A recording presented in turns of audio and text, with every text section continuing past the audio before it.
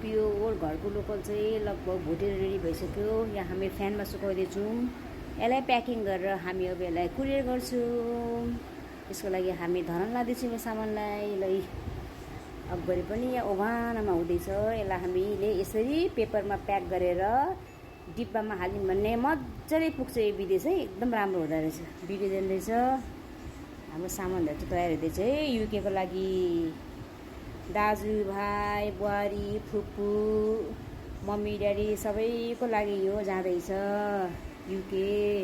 पछाडि यहाँ पनि छ सामान अझै, सुकुटीको अचार, पकको अचार, प्योर तोरीको तेल, टन्नै छ हाम्रो कोसेलीहरू पनि टन्नै छ। सुकेको खोर्सानी पनि पठाइदिँदैछु। सक्खर पनि प्योर राम्रो हो, यो खानु अरे यो पनि पठाइदिँदैछु। काठमाडौँको टिम्बु यो पनि एकदम मिठो हो, राम्रो हुन्छ अरे भने यो पनि विदेश जाँदैछ। यो सबै सामानहरू गाइज। यहाँ घिउ पनि